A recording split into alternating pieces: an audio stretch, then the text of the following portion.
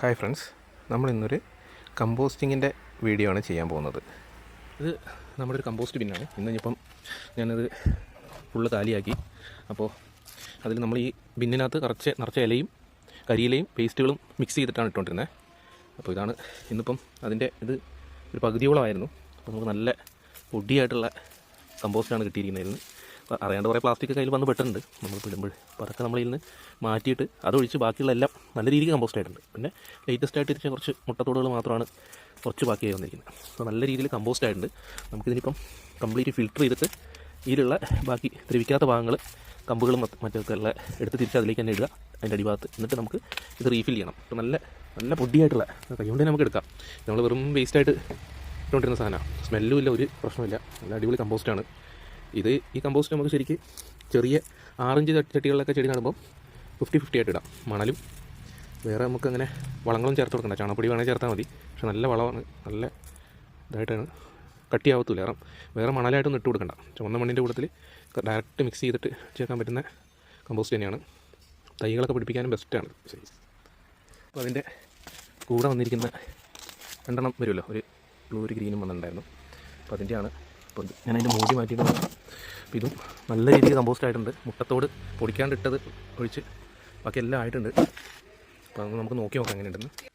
അപ്പോൾ ഇതിൽ ഞാൻ ജസ്റ്റ് ഒന്ന് ഇളക്കി നോക്കുകയാണ് എങ്ങനെ. അപ്പോൾ ഇതിന് കുറച്ചുകൂടി ഈർപ്പുണ്ട്. മറ്റേ നല്ല ഡ്രൈ ആണ്. ഇത് നമുക്ക് കുറച്ച് ഈർപ്പുള്ള മോഡലാണ്. ഇത് നമുക്ക് ഡയറക്റ്റ്ലി വളമായിട്ട് തന്നെ ചേർക്കാം. കമ്പോസ്റ്റ് ആയി ഓൾമോസ്റ്റ്. ഇനി എനിക്കൊന്നൊരു ഒരാഴ്ചയും കൂടെ കഴിഞ്ഞാൽ നല്ല രീതിക്ക് ഈർപ്പം വലിയും. നമുക്ക് പുറത്തേക്ക് ഇട്ട് ഈർപ്പം വലിച്ചിട്ട് വലിയ രീതിയിൽ ഇട്ടതിന് ശേഷം ചെയ്യാവുന്നതാണ്. ഇപ്പം നല്ല വളമായിട്ടുണ്ട്. ഇത് ശരിക്ക് വേസ്റ്റും അടുക്കളയിൽ വരുന്ന മാലിന്യങ്ങളും പിന്നെ കുറച്ച് വെണ്ണീരും ഇലയും മാത്രമാണ് സംഭവം. ജസ്റ്റ് വേറെ ഒന്നും ചെയ്തിട്ടില്ല. അപ്പോൾ ഇങ്ങനത്തെ അവസ്ഥയിലാണ്. അപ്പോൾ ഇത് മുഴുവൻ എടുത്ത് മാറ്റിയതിന് ശേഷം ഇലയിട്ടിട്ട് എങ്ങനെയാണ് ചെയ്യേണ്ടതെന്നുള്ളതും കൂടെ ഞാനിതിൽ കാണിക്കാം. ഞാനിപ്പോൾ എങ്ങനെയാണ് ചെയ്തത്. അപ്പോൾ നമുക്കിതുപോലെ ഇപ്പോൾ കാലിയാക്കിയത് ഇതുപോലെ പൊടി പോലെ കിട്ടിയത് ഏത് മെത്തേഡ് വഴിയാണെന്ന് ഞാൻ കാണിക്കാം.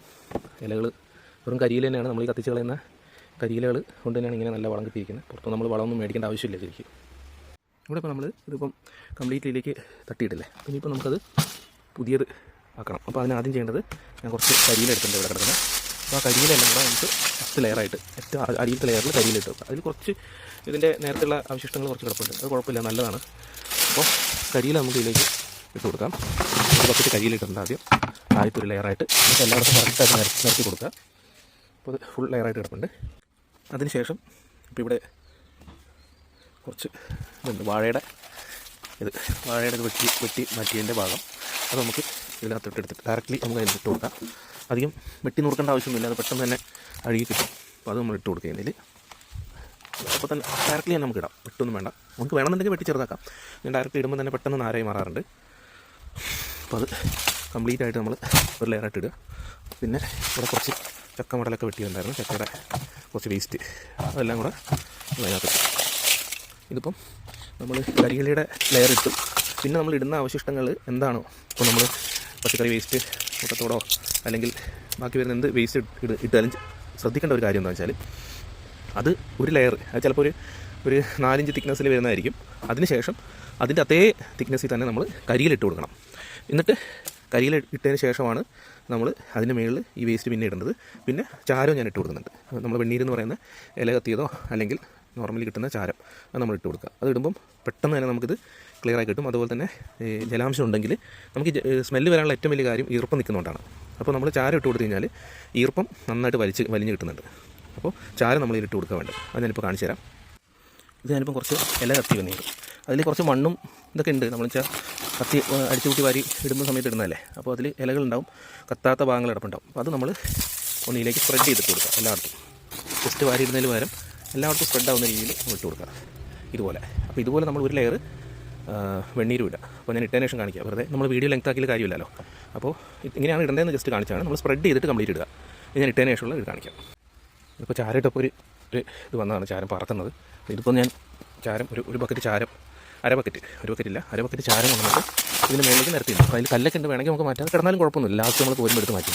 പിന്നെ നമ്മൾ കത്തിക്കുമ്പോൾ തന്നെ കത്താണ്ട് കിടക്കുന്ന കുറച്ച് ഇലകളുണ്ടാവും. അതൊക്കെ അവിടെ തന്നെ ഇടണം. കാരണം ഇല തന്നെയാണല്ലോ നമുക്ക് ആവശ്യം. ഇങ്ങനെ വെക്കുക. ഇങ്ങനെ വെച്ചതിന് ശേഷം നമ്മൾ ഇതിപ്പോൾ ഇങ്ങനെ തന്നെ നമ്മൾ വെക്കുക ചെയ്യാം. അപ്പോൾ നമുക്കത് അടുത്ത വേസ്റ്റ് കിട്ടുന്നവരെ നമുക്കത് അങ്ങനെ തന്നെ വെക്കുന്നുണ്ട്, കുഴപ്പമില്ല. അത് അതിലേക്ക് ഇട്ട് കഴിഞ്ഞാൽ അതിലെ ജലാംശം മുഴുവൻ എന്ത് വരും, നമ്മുടെ ഈ ചാരം വലിച്ചോളും. ഇതിൽ കുമ്മായിട്ടൊന്നും ചെയ്യണ്ട. കുമ്മായം ചിലർ പറയും കുമ്മായം ഇടുന്നുണ്ട്, പക്ഷേ എനിക്ക് അതിൻ്റെ ആവശ്യമൊന്നുമില്ല. നമ്മൾ വീട്ടിൽ തന്നെ കത്തിക്കുന്ന വെണ്ണീരും ഒക്കെ ഉണ്ടല്ലോ, അപ്പോൾ ചാരം വെണ്ണീരൊക്കെ നമുക്ക് ഇട്ട് കഴിഞ്ഞാൽ തന്നെ കാര്യങ്ങൾ നല്ല രീതിയിൽ ഇത് ഡീകമ്പോസായി കിട്ടുന്നുണ്ട്. ഇനി നമ്മൾ എന്ത് ചെയ്യണമെന്ന് വെച്ചാൽ ഇത് തന്നെ ഇടാം. അപ്പോൾ ഇലകൾ ഇതിൽ കൂടെ തന്നെ ഉള്ളതുകൊണ്ട് തന്നെ വേസ്റ്റ് ഡയറക്റ്റ്ലി നമുക്ക് ഇതിലിടാം.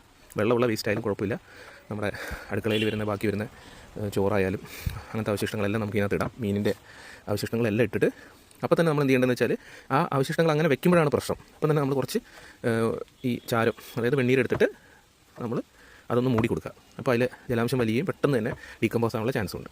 എന്നിട്ട് നമുക്ക് അടുത്തത് ഈ ഒരു ലെയർ വരെ, നെക്സ്റ്റ് അതിൽ തന്നെ ഏകദേശം നമുക്ക് ഇതിനകത്ത് തന്നെ ഉണ്ട് ഒരു ലെയർ പോലെ കാണും. അവിടെ വരെ തന്നെ നമ്മൾ ഇലയിട്ട് കൊടുക്കുക, കരിയിലിട്ട് കൊടുക്കുക. അപ്പോൾ ഇങ്ങനെ ഒരു 3 ലെയറായിട്ട്, ആദ്യം ഇല, പിന്നെ നമ്മളെ വേസ്റ്റ് എന്തെങ്കിലും ഉണ്ടെങ്കിൽ അങ്ങനെ, പിന്നെ ഈ ചാരം ഇതിട്ട് കൊടുത്തു കഴിഞ്ഞിട്ട് ഈ 3 ലെയർ രീതിയിൽ നമ്മൾ ചെയ്യുവാണെങ്കിൽ ഒരു തരത്തിലും സ്മെല്ലോ കാര്യങ്ങളോ ഒരു പ്രശ്നം ഉണ്ടാവില്ല. പലരും പറയുന്നത് ഇതിനകത്ത് സ്മെല്ല് ഉണ്ടാവുന്നതാണ്. ഈ ഒരു ഇതുപോലെ ചെയ്ത് കഴിഞ്ഞാൽ അത് ഉണ്ടാവാറില്ല. ഓക്കെ, ഇതിപ്പം ഞാൻ വാഴത്തട ഇട്ട് ലാസ്റ്റ് ലെയറിലെ വെണ്ണീരും കൂടെ ആഡ് ചെയ്തിട്ടുണ്ട്. ഒരു ബക്കറ്റ് വെണ്ണീരും കൂടെ ഞാൻ അതിൽ ആഡ് ചെയ്തു, എന്നിട്ട് വെച്ചിട്ടുണ്ട്.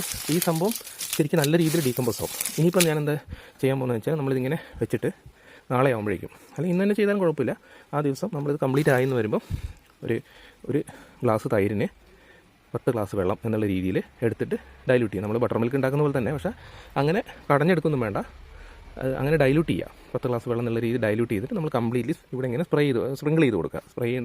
സ്പ്രിങ്കിൾ ചെയ്ത് കൊടുത്ത് കഴിയുമ്പോൾ 2 ആഴ്ച കൊണ്ട് ഒന്നും കൂടെ ഒന്ന് ഒതുങ്ങും. ഒരു 3 ആഴ്ച 1 മാസം ആകുമ്പോഴേക്കും ഈ വെച്ചിരിക്കുന്ന സംഭവം വാഴത്തടയും ഇലകളും എല്ലാം കൂടെ ഡീകമ്പോസ് ആയിട്ട് ഇതിൻ്റെ പകുതിയാവും. നല്ല രീതിയിൽ ഡീകമ്പോസ് ആകാൻ തുടങ്ങും. കൂട്ടത്തിൽ നമ്മുടെ അടുക്കളയിൽ വരുന്ന വേസ്റ്റ്, മറ്റേ ബാക്കി വന്ന കറികളും ഇതെല്ലാം. പക്ഷേ നമ്മൾ കറികൾ ഒഴിക്കുമ്പോൾ ഞാൻ നേരത്തെ പറഞ്ഞിട്ടുണ്ടായിരുന്നു, ശ്രദ്ധിക്കേണ്ടതെന്ന് വെച്ചാൽ കറികൾ ഒഴിക്കുമ്പം അത് അതേപടി വെക്കരുത്. അപ്പോൾ തന്നെ നമ്മളൊരു മഗ്ഗ് ചിരട്ട അല്ലെങ്കിൽ ഒരു ചിരട്ട വെണ്ണീര് അതിൻ്റെ മുകളിലേക്ക് ഇടുക. അതായത് അവിടുത്തെ അവശിഷ്ടം വെള്ളം അതിൽ അബ്സോർവ് ചെയ്യാൻ വേണ്ടിയിട്ട്, അല്ലെങ്കിൽ സ്മെല്ല് വരാൻ ചാൻസ് ഉണ്ട്. ഇതുപോലെ ചെയ്ത് കഴിഞ്ഞാൽ ഒരു തരത്തിലും സ്മെല്ലോ കാര്യങ്ങളോ വരില്ല. ഞാനിങ്ങനെ ചെയ്യാറ്. പലർക്കും പല രീതികളും ഓക്കെ ആയിട്ടുണ്ടാവും. പക്ഷേ എനിക്ക് ഏറ്റവും കൂടുതൽ സക്സസ്ഫുൾ ആയിരിക്കുന്നത് സ്മെല്ലില്ലാത്ത രീതി. സ്മെല്ലുള്ള രീതിയിൽ നമുക്ക് കുറച്ചുകൂടി ഫാസ്റ്റായിട്ട് ചെയ്യുന്ന രീതികളൊക്കെ ഉണ്ട്, നമ്മൾ പുഴുക്കളൊക്കെ വന്നിട്ട് ചെയ്യുന്ന രീതിയാണ്. പക്ഷേ അതെപ്പോഴും എനിക്ക് സ്മെല്ല് ഭയങ്കര പ്രശ്നമായിട്ട് വന്നിട്ടുണ്ട്. ഈവൻ വീട്ടിലേക്കൊക്കെ നല്ല സ്മെല്ല് വന്ന് ഇഷ്യൂസ് ഉണ്ടായതുകൊണ്ട് ഞാൻ അത് ചെയ്യാറില്ല. ഇങ്ങനെയാണ് എനിക്ക് ചെയ്യുന്നത്. നിങ്ങൾ ചെയ്യുന്ന മെത്തേഡ് ഉണ്ടെങ്കിൽ നിങ്ങൾ കമൻറ്റിൽ പറയുക. ഇപ്പം ഇതിലും ഫാസ്റ്റായിട്ട് നമുക്ക് ഡീകമ്പോസ് ചെയ്യാൻ പറ്റുന്ന മെത്തേഡ് ഉണ്ടെങ്കിൽ നിങ്ങൾക്ക് അത് പറയാം. പിന്നെ എൻ്റെ ഈ വീഡിയോസിൽ എന്തെങ്കിലും മിസ്റ്റേക്കുകൾ ഉണ്ടെങ്കിൽ നിങ്ങൾക്ക് തുറന്ന് പറയാം, അതൊരു വിഷയമല്ല. കാരണം നമ്മൾ ഓരോരോ കാര്യങ്ങളും അന്നന്ന് പഠിച്ചു വരികയാണ്. എപ്പോഴും എല്ലാ കാര്യങ്ങളും നമുക്ക് അറിയണമെന്നില്ല. അപ്പോൾ നിങ്ങളുടെ രീതികളുണ്ടെങ്കിൽ നിങ്ങൾ പറയുക, മിസ്റ്റേക്സ് ഉണ്ടെങ്കിൽ പറയാം, മാറ്റാനുള്ള കാര്യങ്ങൾ. അപ്പോൾ ഓരോരോ വീഡിയോ കഴിയുന്നതിനനുസരിച്ച് ഞാനത് ഇമ്പ്രൂവ് ചെയ്യാൻ ശ്രമിക്കാം. ഓക്കെ, അപ്പോൾ ഫ്രണ്ട്സ്, ഈ വീഡിയോ എല്ലാവർക്കും ഇഷ്ടപ്പെട്ടു എന്ന് വിചാരിക്കുക. നിങ്ങൾ കമൻറ്റ് ചെയ്തിട്ട് അഭിപ്രായം പറയണം. Thank you so much for the support.